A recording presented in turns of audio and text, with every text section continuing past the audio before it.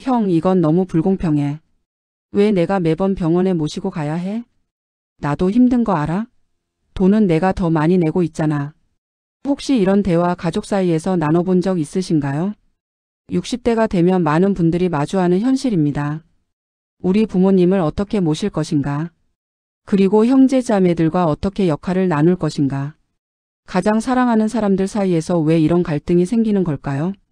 그리고 어떻게 하면 서로 상처받지 않고 현명하게 해결할 수 있을까요? 오늘은 많은 가정에서 겪고 있지만 쉽게 말하지 못하는 이 주제에 대해 솔직하게 이야기해 보겠습니다. 영상 시작하기 전에 작은 부탁 하나 드리겠습니다. 이 영상이 도움이 되신다면 구독과 좋아요 버튼 꾹 눌러주세요. 여러분의 작은 클릭 하나가 더 많은 분들께 이 정보를 전달하는 데 큰 힘이 됩니다. 그럼 시작하겠습니다. 갈등의 본질을 이해하기. 먼저 이 갈등이 왜 생기는지부터 이해해야 합니다. 우리 부모님 세대는 대부분 이렇게 생각하셨죠.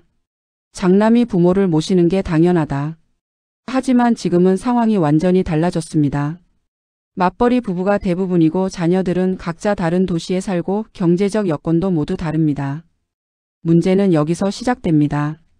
형제자매마다 부양에 대한 생각이 다르거든요. 큰아들은 이렇게 생각합니다. 부모님은 당연히 우리 집에서 모셔야지. 그게 효도지. 하지만 둘째 딸은 다르게 생각합니다. 요즘 세상에 전문 요양시설이 훨씬 안전하잖아. 낙상 사고라도 나면 어떡하려고? 둘 다 부모님을 사랑하는 마음은 똑같습니다. 하지만 표현 방식이 다른 거죠.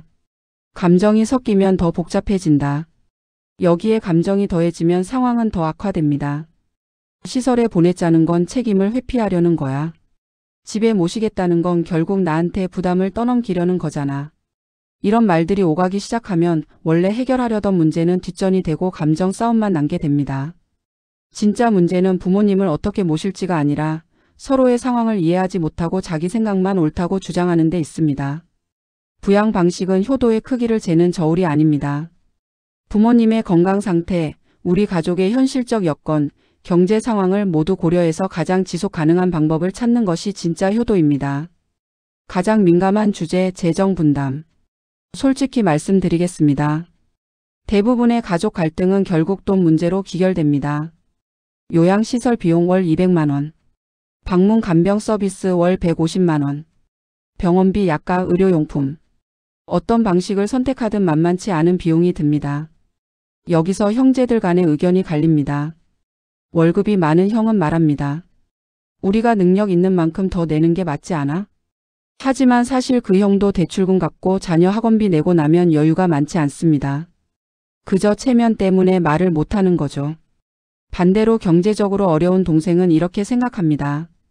나도 내고 싶지만 정말 여유가 없어. 그런데 이걸 어떻게 말해?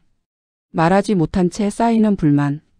가장 큰 문제는 이런 속마음을 서로에게 솔직하게 말하지 못한다는 겁니다.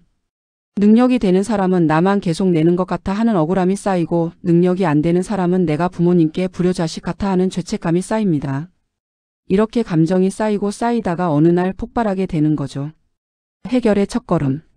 재정 분담은 무조건 공평하게 나눠야 하는 게 아닙니다. 각자의 경제적 능력에 맞춰서 나누는 게 맞습니다. 그리고 이건 단발성으로 끝나는 게 아니라 몇 년, 어쩌면 10여 년 이상 지속될 수 있는 문제입니다.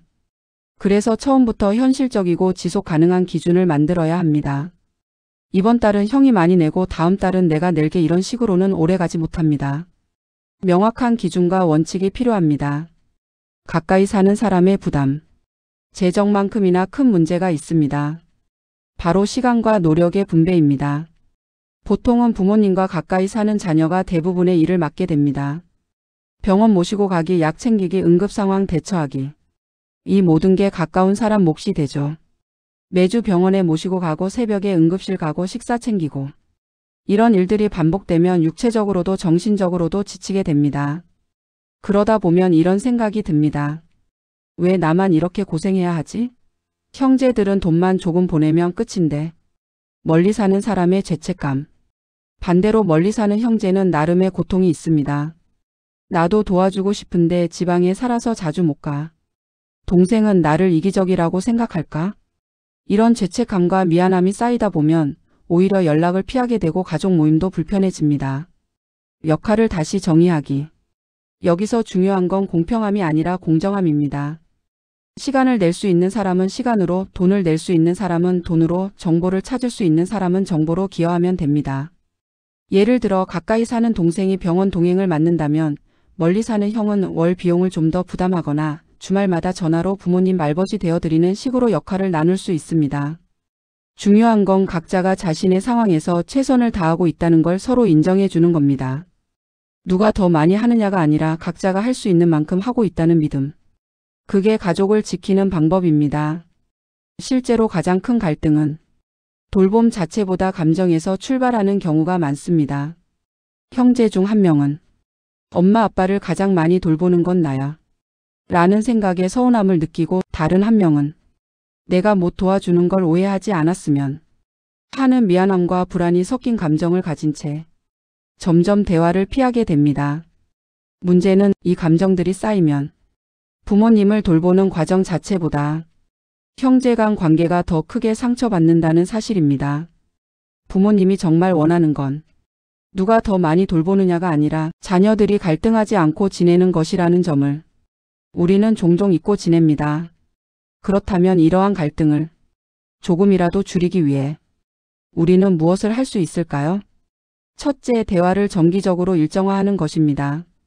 감정이 격해졌을 때 불쑥 이야기하기보다 한 달에 한 번 혹은 상황에 따라 정해진 시간에 온라인이든 대면이든 회의를 여는 방식입니다.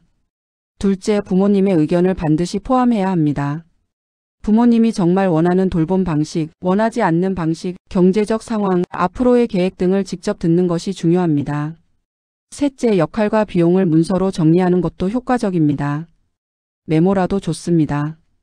불필요한 오해를 줄이고 나중에 기억이 달라지는 문제를 예방할 수 있습니다.